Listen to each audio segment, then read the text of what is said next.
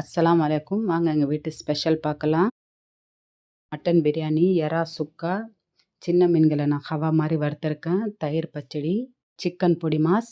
அதுதான் செய்ய போகிறோம். வாங்க எப்படி செய்யலான்னு பார்க்கலாம்.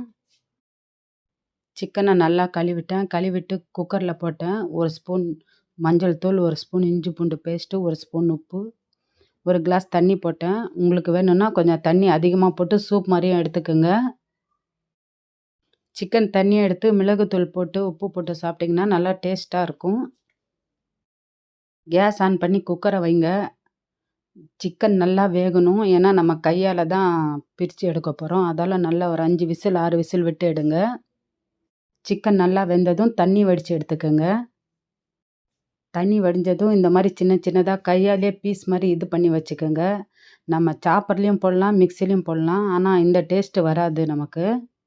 உங்களுக்கு கஷ்டமாக இருந்தால் மிக்சியில் இல்லை சாப்பரில் போட்டு இது பண்ணிக்கிங்க, சாப் பண்ணிக்கிங்க. 3 வெங்காயம் எடுத்திருக்கேன் நான். நல்லா சாப் பண்ணி வச்சுக்கிட்டேன்.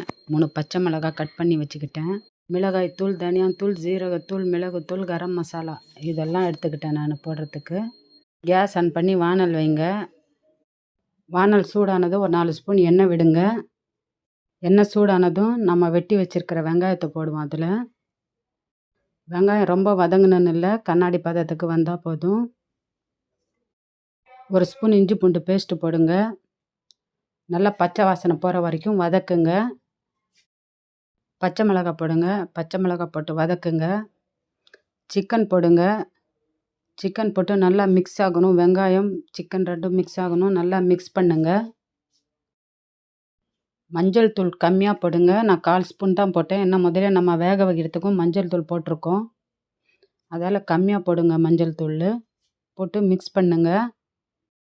இந்த சிக்கன் பொடி மாஸ் வச்சு நான் கூட செஞ்சேன். என் சேனலில் இருக்குது, போய் பாருங்கள். 1 ஸ்பூன் உப்பு போடுங்க.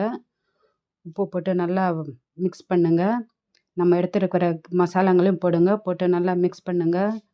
இதை நீங்கள் இந்த சிக்கன் பொடி மாஸை சீஸ் துருவி போட்டு பசங்களுக்கு ரோல் கூட பண்ணி கொடுக்கலாம். ரொட்டியில், ப்ரெட்டில் கூட வச்சு கொடுக்கலாம். நடுவில் சீஸ் போட்டு நல்லாயிருக்கும். பசங்க விரும்பி சாப்பிடுவாங்க. 1 spoon soya sauce, 1 spoon tomato sauce போடுங்க. உங்களுக்கு இந்த ரெசிபி பிடிச்சிருந்தா செஞ்சு பார்த்துட்டு கமெண்ட் சொல்லுங்கள். என் சேனலை லைக் பண்ணுங்கள், சப்ஸ்கிரைப் பண்ணுங்கள், ஷேர் பண்ணுங்கள், வாட்ச் பண்ணுங்கள். நான் சொல்கிற விதம் உங்களுக்கு புரிகிற மாதிரி இருக்கான்னு கமெண்ட் பண்ணுங்கள். இது ரொட்டி கூட சைட் டிஷ்ஷாக வச்சுக்கலாம். நீங்கள் கமெண்ட் பண்ணால் தான் எனக்கு தெரியும் நான் என்ன மிஸ்டேக் பண்ணுறேன்னு. இன்ஷா அல்லாஹ் அடுத்த வீடியோவில் பார்க்கலாம்.